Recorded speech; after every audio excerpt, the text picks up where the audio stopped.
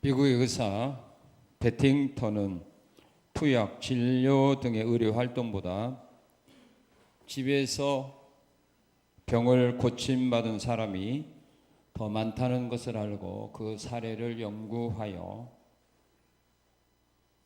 현대의 기적이라고 하는 책을 썼습니다. 이 책은 금식을 하고 기도해서 병을 고침받고 기적을 체험하는 것은 과학보다 앞서고 또 의학보다 한 단계 높은 것이라고 하는 내용을 담고 있습니다. 실제로 베팅턴도 일어나다가 높은 곳에서 떨어진 적이 있습니다. 엑스레이 결과 늑골 세대나 부러졌는데도 그는 치료를 받지 않고 오직 기도만으로 깨끗이 고침을 받았습니다. 이 책은 그때의 체험한 것을 바탕으로 하여 쓰여진 것입니다. 기도의 기적을 체험한 베팅턴 의사는 청진기를 버리고 그 후에 신학을 공부하여 목사가 되었습니다. 하나님은 지금도 살아서 역사하고 계십니다. 사람들이 자신의 삶 속에서 여러 가지 환난의 광풍을 만나게 되었을 때에 하나님께 나와서 기도할 때 그들의 기도를 들으시고 역사하셔서 사람의 힘으로 능으로 해결할 수 없는 그런 것들을 지금도 하나님은 해결해 주고 계십니다. 예수님의 제자들이 예수님과 함께 배를 타고 가다가 광풍을 만나게 되는 어려움을 만나게 되었습니다. 그들이 광풍을 만나 죽음의 위기에 처하게 되었을 때 그들이 어떻게 그 문제를 해결함으로 그 죽음의 위기에서 죽지 않고 살아나게 되었는가를 오늘 하나님 말씀을 통해서 우리에게 하나님은 가르쳐주고 계십니다. 지금 환난의 광풍을 만나 어려움 중에 처한 사람들이 있습니까? 죽음의 두려움 속에서 절망에 빠져 있는 사람들이 있습니까? 하나님의 사람들은 환난의 광풍을 만난다 할지라도 그 광풍 때문에 망하거나 죽지 않고 살아날 수 있는 길이 있다고 하는 사실을 믿어야 합니다. 그 길이 어떤 길인가? 그 길이 어떤 길인가를 오늘 하나님은 오늘의 말씀을 통해서 우리에게 가르쳐 줍니다. 성산의 성도들도 제자들과 같은 믿음으로 환난의 광풍으로부터 벗어나는 은혜와 복을 받아들이는 그런 아름답고 귀한 생애를 살아가는 복이 있으시기를 축원합니다. 믿음의 사람들의 삶 속에도 광풍은 일어납니다. 신앙생활 잘하는 사람들의 삶 속에서도 환난은 일어나고 시험은 일어나고 또한 실패도 있습니다. 질병도 있습니다. 그러나 그것을 이길 수 있다는 것이 중요합니다. 우리가 때로는 생각할 때에 믿음 생활 잘 못하는 사람들에게만 환난과 시험과 또한 실패가 있는 줄로 생각을 합니다. 뭔가 잘못했으니까, 뭔가 부족함이 있으니까 그들이 어려움 당한다고 생각하고 그렇게 판단하는 사람도 많습니다.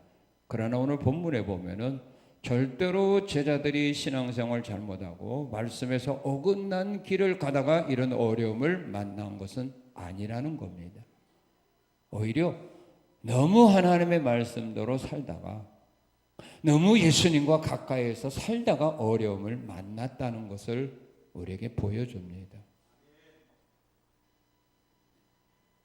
제자들이 왜 어려움을 만났느냐? 그 이유는 예수님의 말씀대로 불순종하다가 만난 것이 아니라 순종하다가 만났습니다. 우리는 대부분 불순종하다가 어려움 당했다 그렇게 생각하고 판단합니다. 그런 색안경을 끼고 사람들을 봅니다. 저 사람 뭔가 잘못했을 거야. 그래서 저렇게 어려움 당할 거야 라고 말합니다. 그러나 오늘 본문에 보니까 제자들은 주님이 말씀하신 대로 순종하다가 어려움 당한 겁니다.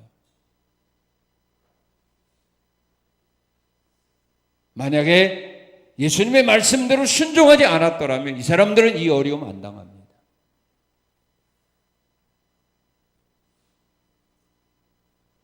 어떻게 순종하다가 당했느냐? 주님 말씀에 즉시 순종하다가 이렇게 어려움을 당했습니다. 오늘 보면 33절 36절에 보면 예수님께서 사람들에게 말씀을 전하신 후에 제자들에게 말합니다. 우리가 저편으로 건너가자 하시니 그들이 무리를 떠나 예수를 배에 계신 그대로 모시고 갔다고 말합니다.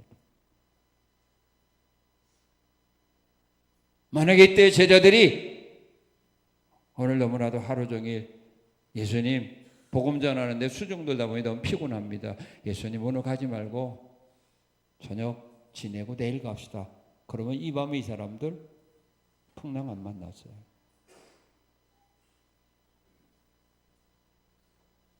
주님께서 우리 저편으로 건너가자라고 말할 때에 제자들이 그대로 순종하고 노를 저어 갔습니다. 하루 종일 얼마나 피곤했을까요? 그런데도 주님이 건너가자라고 말할 때 즉시 순종하고 그 길을 따라가다가 어려움을 만난 겁니다. 역대하 16장 7절 10절에 보면은 선견자 하나니가 하나님의 말씀대로 아사왕에 가서 아사왕에 그런 말을 합니다. 아사왕이 하나님을 의지하지 않고 아람왕을 의지하였기 때문에 아람왕의 군대가 왕의 손에서 벗어났습니다. 이후로부터 왕에게 전쟁이 있을 겁니다 라고 말할 때에 선지자에게 노하여 그를 옥에 가둬버립니다. 만약 하나님의 선지자가 하나님께서 너 아사왕께서 이런 말을 전하라라고 말할 때에 하나님 오늘은 안 되겠네요. 내일 가죠. 한 달 후에 가죠. 그랬으면 그는 감옥에 안 갔어요.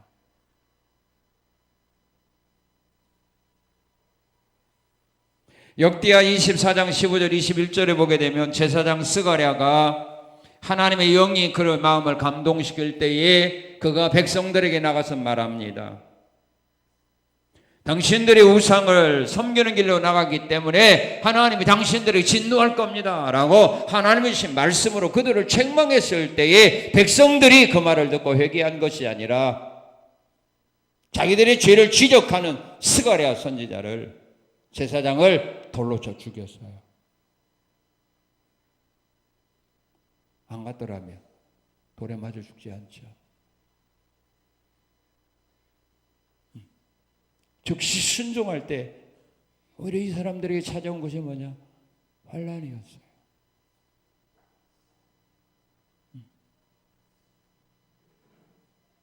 그리고 이들이 하나님 말씀에 순종할 때 어떻게 순종했느냐? 자, 우리 예수님께서 말씀하신 그대로 순종했습니다.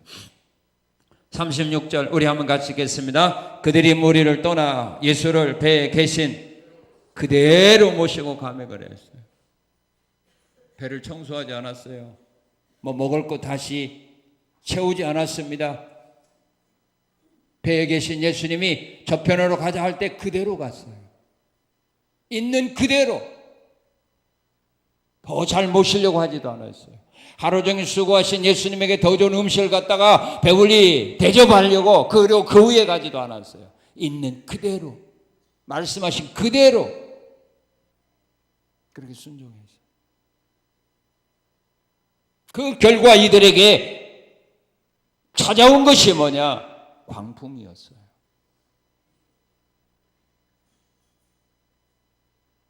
출애굽기 5장에 보면 하나님 모세에게 말합니다.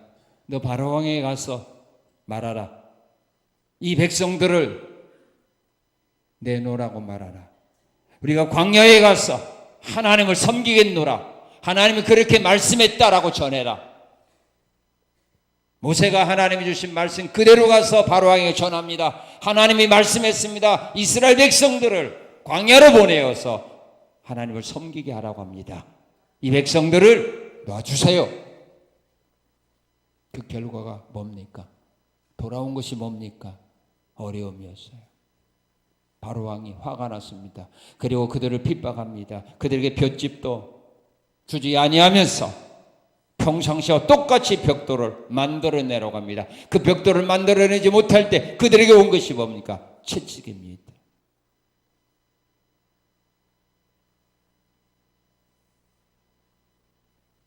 열왕기상 21절에 보면 나봇이 하나님이 기업으로 주신 그 포도밭 지키려다가 죽었어요.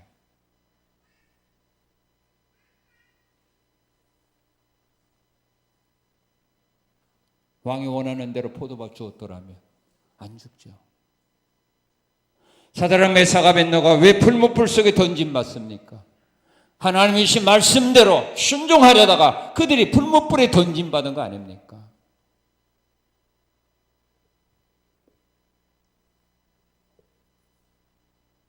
말씀대로 그대로 순종해도 때로는 이런 풍랑이 우리를 기다릴 수도 있다는 것을 우리 믿어야 돼요. 근데 차이는 뭐냐? 불순종한 자에게는 심판이 오지만 말씀대로 순종한 자에게는 은혜와 복이 기다린다는 것입니다. 그것이 차이 나는 겁니다. 차이는 그겁니다. 똑같이 어려움을 당할지라도 무엇 때문에 이 사람이 어려움을 당하느냐? 잘못해서 말씀대로 순종하다가 결과는 다르다는 말입니다. 그리고 이들이 말씀에 순종할 때 한마음이 되어 순종했습니다. 저편으로 건너가자라고 말을 들었을 때 12명의 제자들이 한마음이 되어서 주님을 모시고 갑니다. 이때 만약에 제자 중에 한 사람이라도 아이고 나는 오늘 가기 싫으네. 나는 배가 아파. 나는 내일 따라가게 먼저 가. 그렇다면 이 사람은 풍랑 안 만났죠.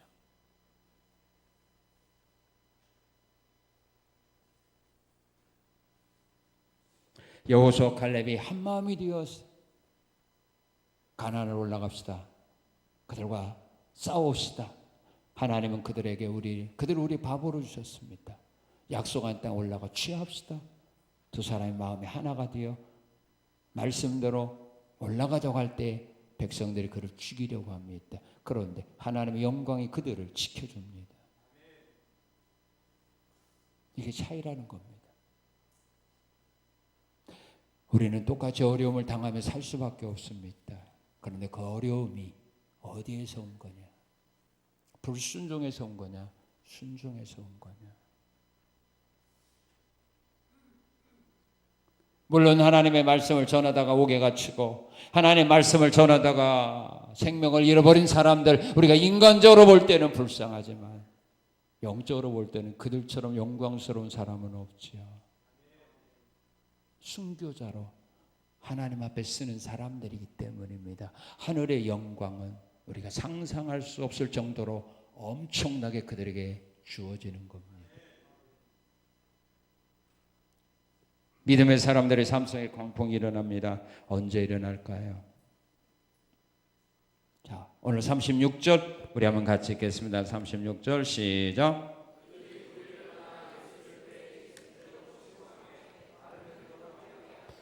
언제 일어났습니까?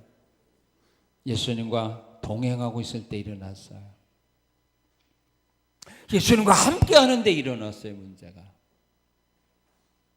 예수님을 떠나서 나 혼자 있을 때 일어났다면 우리가 이해가 되지만 예수님과 함께 배를 타고 가는데 이 풍랑이 그들을 위협했다 이 말입니다.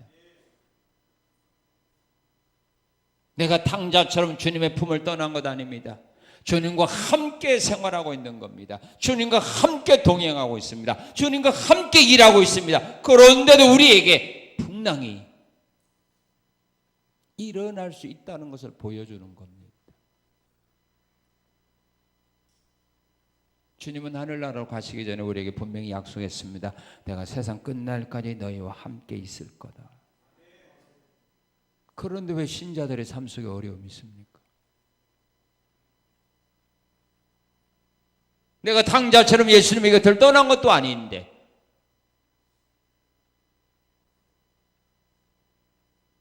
주님과 날마다 함께 동행하는 삶을 사는데 내 마음에 언제나 예수를 모시고 사는데 왜 내 앞에 이런 어려움이 나타나냐 이 말입니다.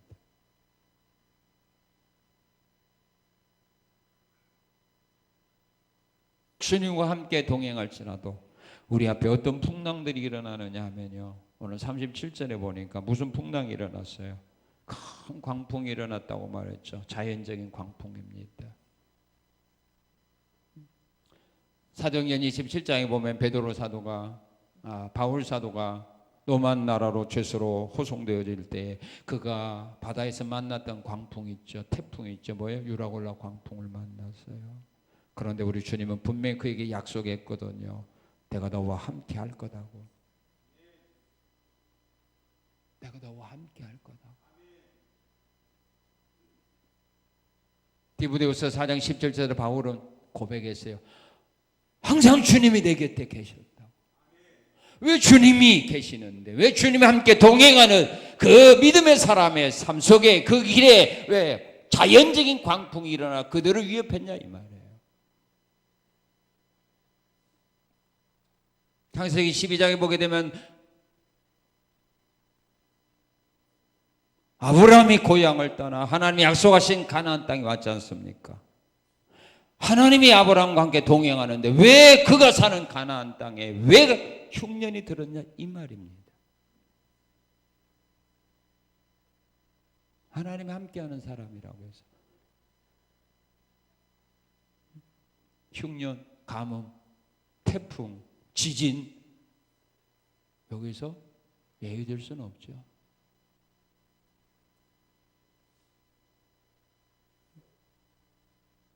자연적인 광풍이 우리를 기다리는 거예요. 주님이 내 곁에 있어.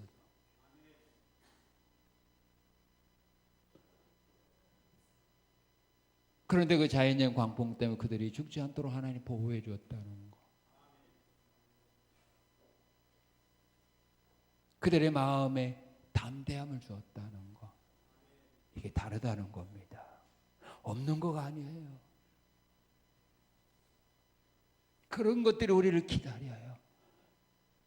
그러나 그것들을 헤치고 나갈 수 있도록 하나님이 우리의 보호자가 되고 피난처가 되고 구원자가 되고 인도자가 되신다는 거예요. 우리 이걸 믿어야 돼요.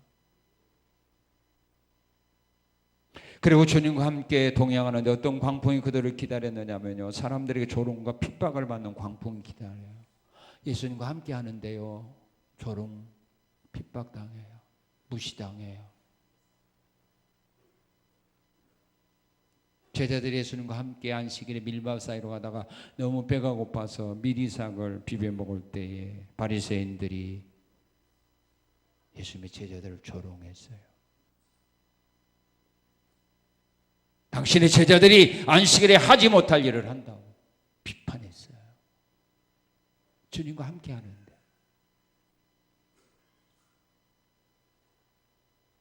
사도행전 8장에 보게 되면 예루살렘 교회가 유대인들에게 핍박을 당하여 사도회에는 모든 성도들이 예루살렘에 한 사람도 남지 못하고 다 흩어졌어요.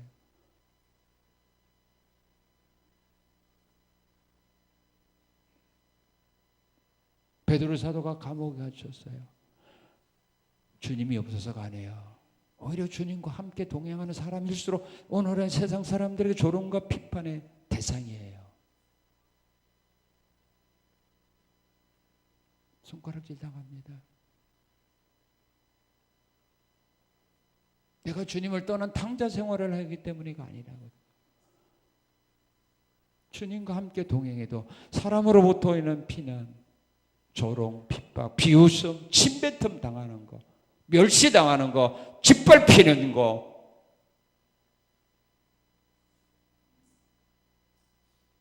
없을 수 없어요. 그리고 주님과 함께 하면서도요, 주님의 뜻을 무시하고 자기 생각과 판단을 앞세워 일하게 되면요, 주님으로부터 화나게 만들어요. 괜히 주님 곁에서 주님 화나게 만들어요.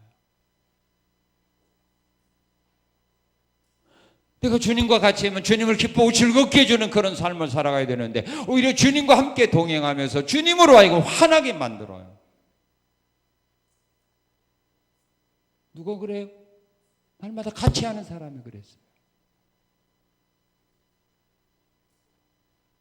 떠나간 사람 때문에 주님이 화난 거 아니에요. 자기와 함께 먹고 마시며 자기와 함께 생활하던 그 제자들 때문에 주님이 오히려 화냈어요.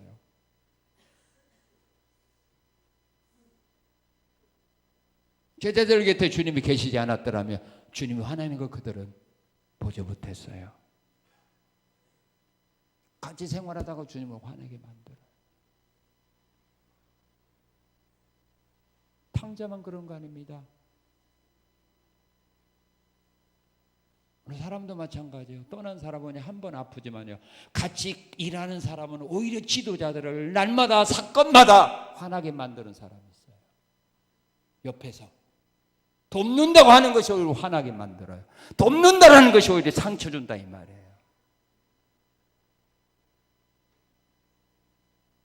제자들이 그럽니다. 그래서 예수님에게 책망 들어요.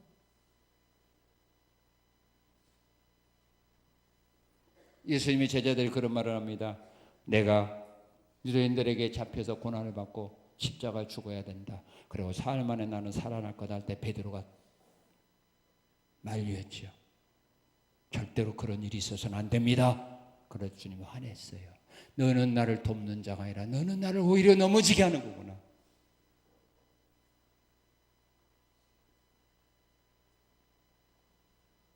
너는 나를 위하여 일한다고 하는데 너는 나를 위하여 도와준다고 하는 것이 오히려 내 일을 방해만 하는구나. 주님으로 화나게 만들었습니다. 한 여인이 예수님이 와서 옥합을 빼뜨려 기름을 부었을 때 제자들이 허비한다고 책망할 때 주님이 오히려 제자를 화냅니다. 저 여자를 괴롭히지 말아라. 내 장례를 위하여 기름을 부었다. 겟세마네 동산에서 예수님이 병정들에게 끌려갈 때 베드로 사도가 칼을 들어서 제사장종 말기 귀를 떨어뜨렸을 때 주님이 베드로에게 말하죠. 칼을 내 집에 꽂으라.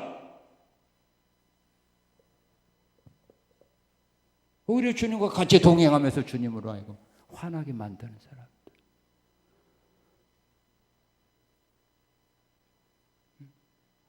내가 열심히 하면 주님이 다 기뻐하느냐. 아니 오히려 주님을 더 화나게 할 수 있어요. 누가복음 15장에 보면 탕자도 물론 아버지의 마음을 아프게 했지만 집에 있는 큰아들도 아버지의 마음을 실망시키지 않았습니까?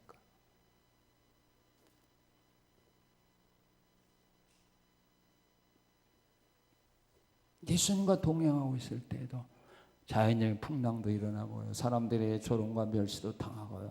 오히려 예수님을 하여금 내가 가까이 있으면 더 화나게 해요. 실망만 시키는 말만 한다. 그런 일만 골라서 한다 이 말입니다. 자기들은 주님을 위한다고 하는 것이.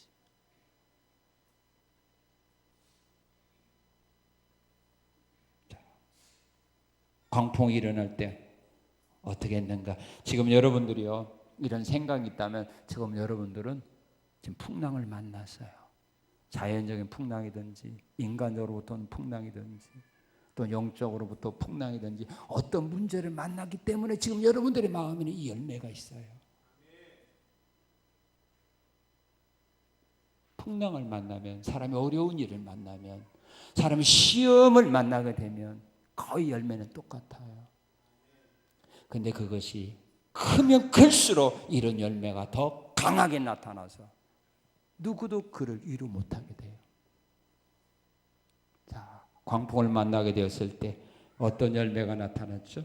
자, 38절 읽어봅시다. 38절 시작.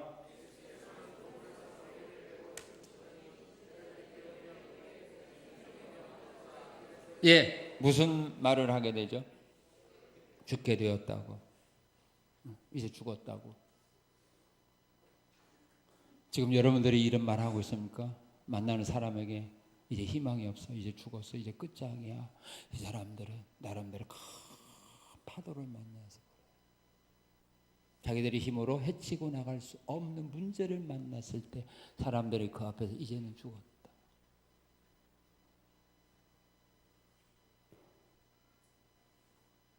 출애굽기 14장에 보게 되면 이스라엘 백성들이 홍해를 만났을 때에 기도하는데도 아무런 응답이 없자 그들이 하는 말이 뭡니까? 이제는 죽었다. 차라리 여기서 죽는 것보다는 애굽으로 가서 애굽 사람 섬기는 게 낫지 않겠느냐. 지금 여러분에게 이런 생각이 있습니까? 이제 죽었다. 집에서, 가정에서 직장에서, 사업장에서 이런 생각이 있습니까? 그 사람은 거기에서 문제를 만난 사람. 작은 파도가 아니라 태풍을 만난 사람. 작은 파도를 만난 사람은 그런 생각 안 합니다. 그냥 자기 길 갑니다. 왜? 바다는 원래 파도가 있잖아요. 이러다 보면 원래 크고 작은 문제 만나잖아요. 그걸 문제로 안 봅니다. 그 사람들은. 그냥 갑니다. 그런데 태풍을 만나게 되면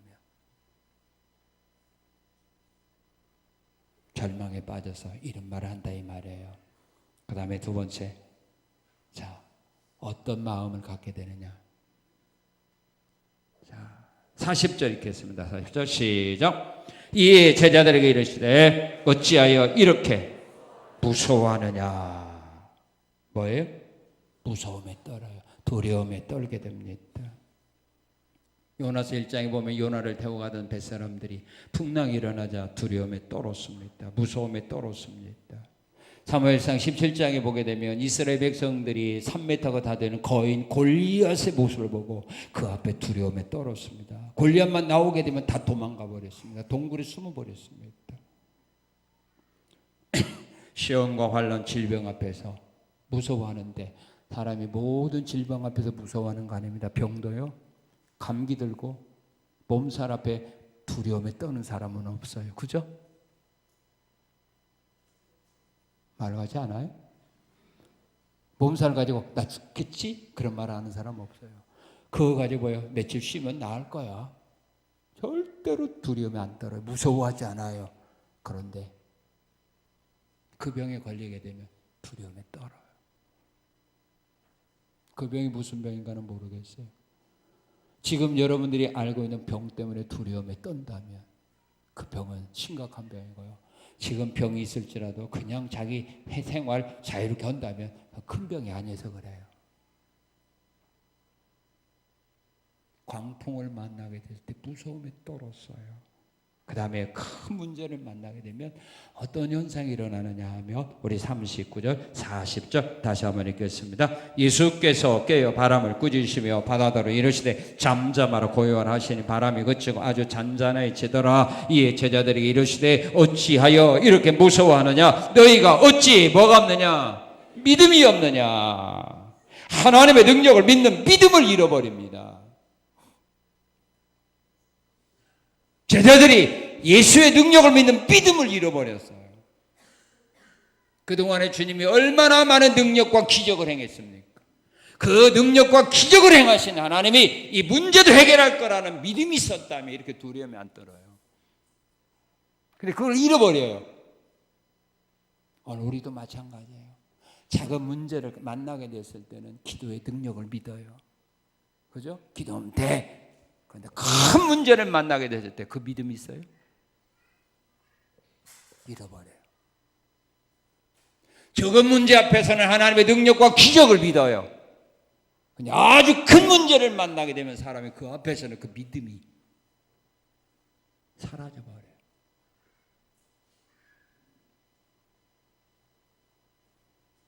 대부분이 그렇다 이 말이에요. 그래서 마음의 염려와 근심을 이겨내지 못하는 겁니다. 하나님의 능력을 믿는 믿음을 상실해버렸기 때문에 소망을 가지지 못하는 겁니다. 그러나 하나님의 능력을 믿는 사람은 요처럼 소망을 가지거든요. 내가 믿는 하나님은 분명히 나를 이대로 버리지 아니하고 나를 단련하시며 정금과 같이 세울 거다. 욥은 하나님의 능력을 믿어서 그런 고백을 한 겁니다. 그러니까 자기가 만난 문제 앞에서 그들이 무슨 말을 하느냐 하는 것이 그 사람의 진짜 믿음이에요. 그 사람이 정말로 하나님의 능력을 믿는 믿음을 가지고 산다 이 말이에요.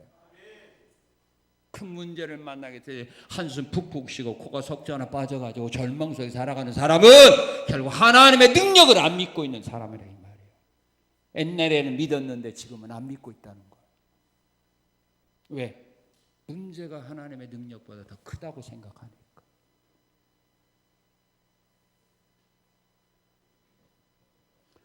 이스라엘 백성들이 10명의 정탐꾼의 보고를 들었을 때 그들이 우리보다 크다, 그들 앞에 우리는 메뚜기다 이렇게 말했을 때 그들이 포기한 거지. 그들이 보고 와서 야, 그들은 다 난장이들이더라. 그들은 훈련도 되지 않았던 사람들이더라. 그들의 성은 다 허술하더라. 그런 보고를 받았더라면 이스라엘 백성들이 포기했겠어, 올라갔겠어? 올라갔잖아요. 그런데 그 보고를 듣고 포기했어요.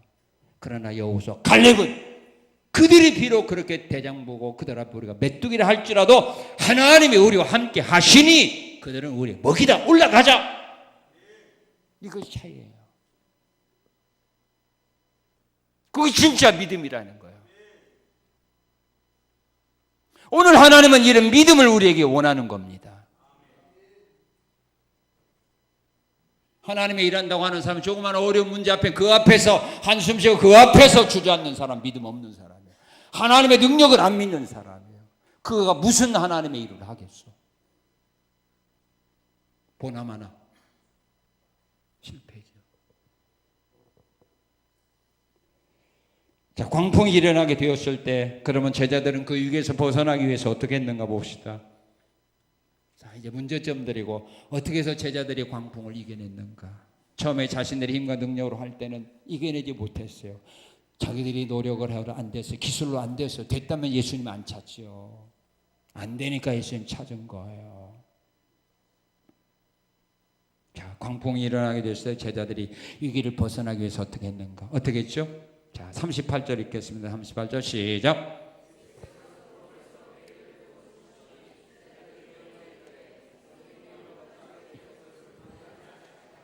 예. 자, 예수님은 언제 깨웠어요? 예수님은 찾아갔죠? 예. 왜 찾아갔을까요?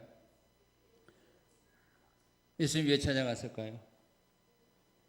자, 여기 보면 37절에 보면 큰 광풍이 일어나면 물결이 배에 부딪혀 들어와 배에 가득하게 될 때까지 이 사람들, 제자들은 뭐예요? 자기들이 이 어부 출신들이 많지 않습니까? 아마 자기들의 실력을 뽐내고 싶었을 거예요. 그러니까 주님이 잠잘지라도 놔두라, 안 깨우는 거죠.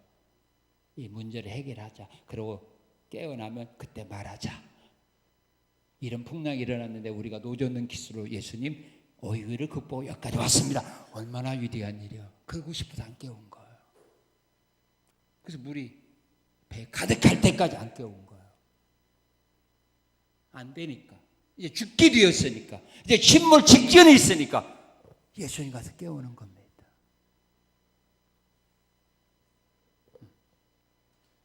문제가 해결되지 않을 때 해결할 수 있는 주님을 찾는 겁니다. 왜 예수님께 우리가 나가야 되죠? 예수님 말씀했죠? 문제가 있을 때 가지고 오면, 문제가 있으면 다 내게로 가지고 오라 주님 말씀했죠. 수고하고 무거운 짐진 자들아 다 내게로 와라. 문제가 있으면 내게 와라. 해결되지 못하면 내게 와라. 그래서 가는 겁니다. 그리고 문제를 가지고 오면 주님이 약속했습니다. 붙들어주고 돌봐주겠다고 약속했습니다. 시편 55편 22절에 보면 내 짐을 여호와께 맡기라. 그가 너를 붙드신다. 베드로전서 5장 7절은 말합니다. 너희 염려를 다 주께 맡기라. 이는 그가 너희를 돌보십니다. 맡길 때 돌봐주거든요. 문제를 주님께 맡길 때 주님이 돌봐주거든요. 그리고 문제를 맡기는 사람을 주님이 붙들어준다 약속했어요. 그래서 주님 찾아가야 돼요. 그리고 문제를 가지고 오면 주님이 약속했죠. 해결해 주마고. 너희 스스로 힘으로 능력으로 해결할 수 없는 좋은가 고 지능과 같은 그런 죄 문제가 있을지라도 내게 가져와라. 내가 양털처럼 씻는 처럼 깨끗하게 해결해 줄 거다. 문제 있으면 내게 가지고 와라. 내가 해결해 줄 거다. 그래서 우리 힘으로 능력으로 사람의 힘과 능력으로 과학의 힘으로 의술의 힘으로 해결되지 않냐 문제라도 우리가 그 문제를 가지고 예수께 나가야 된다 이 말입니다. 그래서 대부분의 사람들 보면요. 다 문제 있었을 때 예수님 찾아오는 사람이 많아요. 그 사람들 그 문제 없었으면 안 나오는 사람들. 문제가 있어서 나와요. 무슨 문제든지. 그건 해결이 안 되니까. 인간의 방법으로 해결이 안 되니까. 그래서 주님을 찾는 거예요. 문제가 없는 사람은 기도 안 해요. 예수님 안 찾아요. 예수님 찾아와서 뭐 했어요? 자, 38절 뭐 했어요? 자기들의 문제를 주님께 고했죠. 제자들이 깨우며 이르되 선생님이여 우리가 죽게 된 것을 돌보지 아니합니까? 예수님께 기도합니다. 나와서 기도해요. 주님께 나왔으면 기도해야 합니다. 무슨 기도합니까? 마태복음 8장 24, 25절에 보게 되면 죽음의 위기에서 구원해 달라고 기도합니다. 배불이 찾아 주님을 깨우며 제자들이 말합니다. 주여 구원하소서 우리가 죽겠나이다. 여기는 그런 말. 죽게 된 거 돌보지 아니합니까 했는데 마태복음 8장에서는 그렇게 더 자세하게 기록했습니다.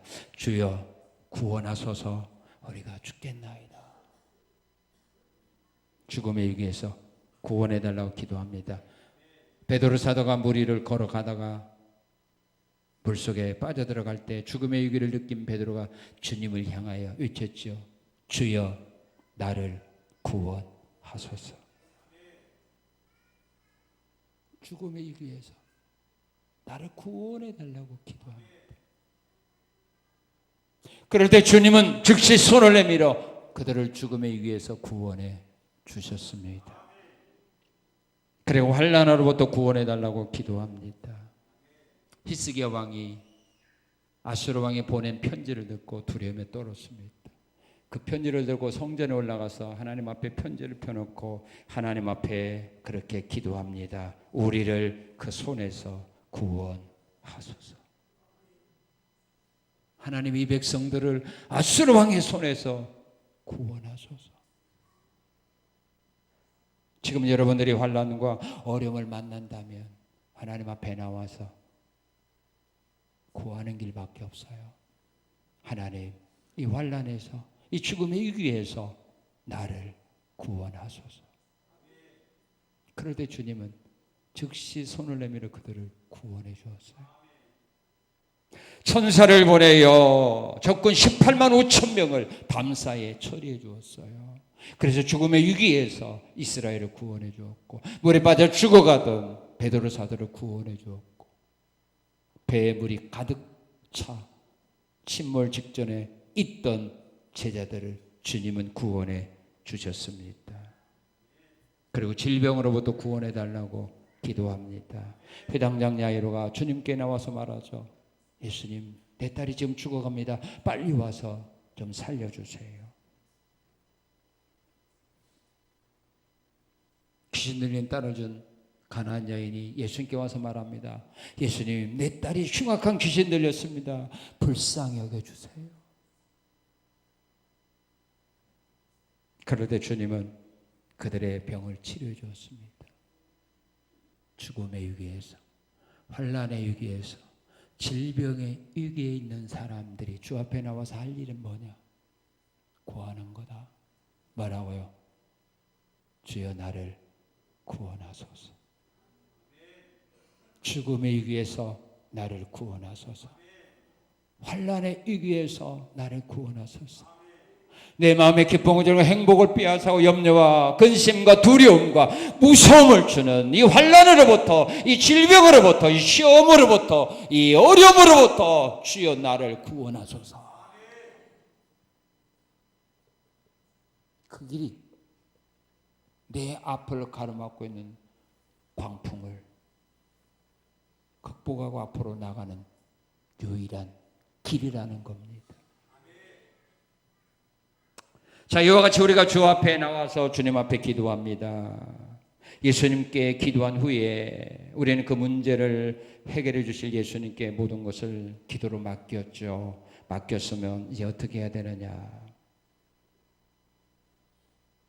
내 문제를 예수님께 맡겼으면 어떻게 해야 되느냐 하면, 자, 우리 39절을 한번 다시 읽겠습니다. 자, 39절, 예수께서 깨어 바람을 꾸짖으시며 바다들이 이르시되 잠잠하라 고요하라 하시니 바람이 그치고 아주 잔잔하여지더라.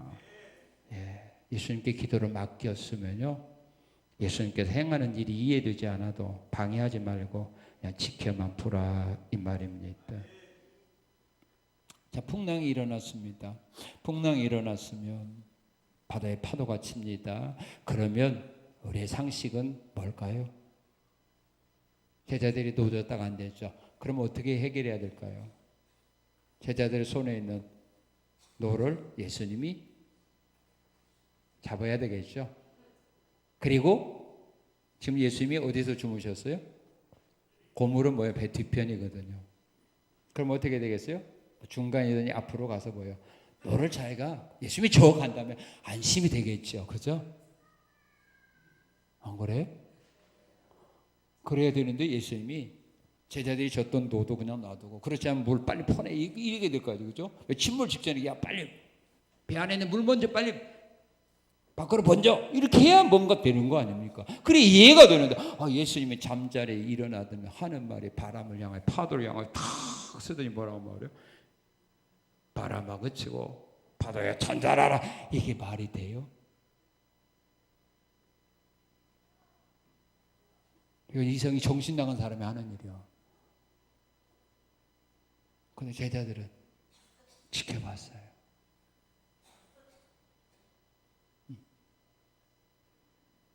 되어지는 상황에 지켜봤다 이거. 인내를 가지고 지켜보는 거예요. 왜냐하면 주님의 역사와 기적은 우리 사람들의 지식과 상식을 초월해서 하기 때문입니다. 언제나 하나님의 능력과 기적을 보게 되면 우리가 이해할 수 있는 방법으로 기적을 행한 일은 한 번도 없어요.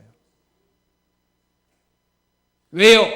성경은 말합니다. 하나님의 미련한 것이 사람의 지혜로운 것보다 낫다. 그게 바로 함정이에요. 그래서 하나님은 우리가 생각하기에 꼭 어리석은 방법을 통해서 하나님이 일하시지. 우리 사람들이 보기 되겠다, 이거 지혜롭다 그런 방법을 통하여 성경 신구약 한번 읽어보세요. 그런 방법을 통하여 하나님의 역사와 기적을 일으켜 우리의 문제를 해결해 준 일이 있는지 없어요.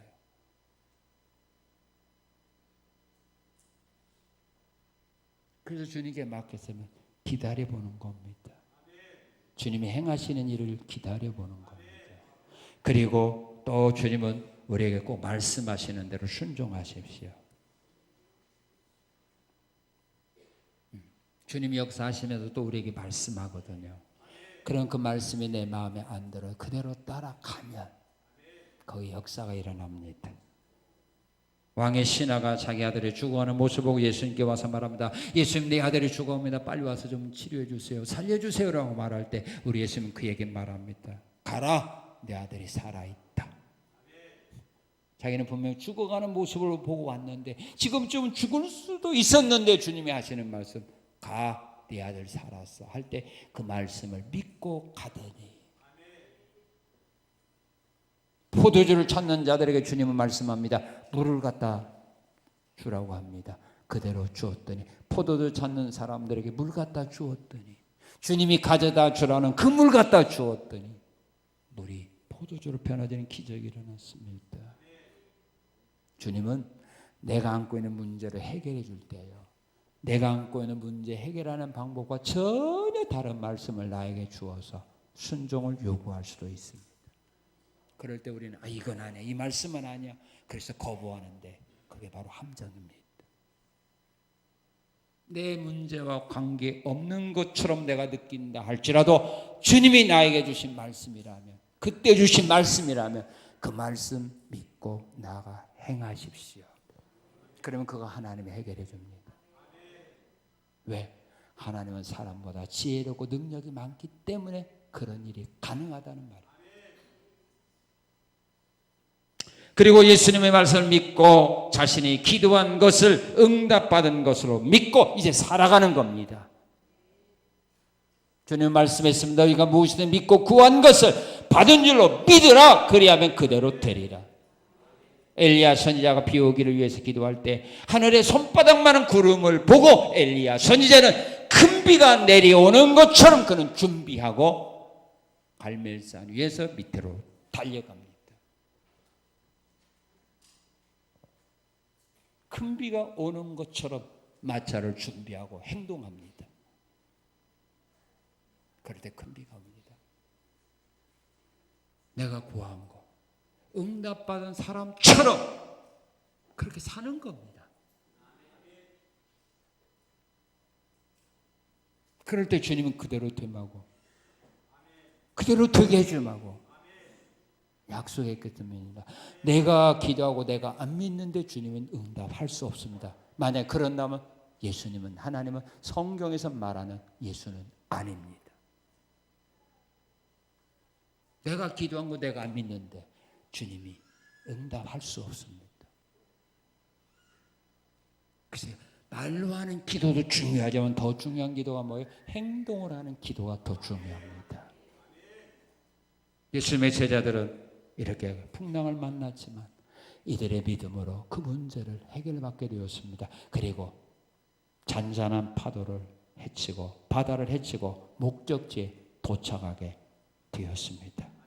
풍랑을 만나도 결국은 목적지에 도착하면 되는 거 아닙니까? 오히려 이 환란이 그들에게 오히려 유익이 된 겁니다. 제자들이 이런 문제를 통하여 하나님 왜 여기에 기록했을까요? 여러분들이 지금 어떤 광풍 때문에 두려움에 떨고 있는지 모르지만 그 문제를 해결하기 위하여 우리에게 말씀을 전해 주었습니다. 제자들과 같은 믿음을 가지고 제자들과 같이 기도하시고 제자들과 같이 행동함으로써 여러분들이 자연적으로 만난 그 광풍, 또한 여러분들이 사람들로부터 오는 그 광풍들, 또한 신앙생활을 하다가 하는 그 모든 광풍들 헤치고 앞으로 목적지까지 무사히 도착하는 그런 아름다운 은혜와 복이 여러분의 것이 되시기를 주님의 이름으로 축원합니다. 고마우신 하나님 감사합니다. 감사합니다.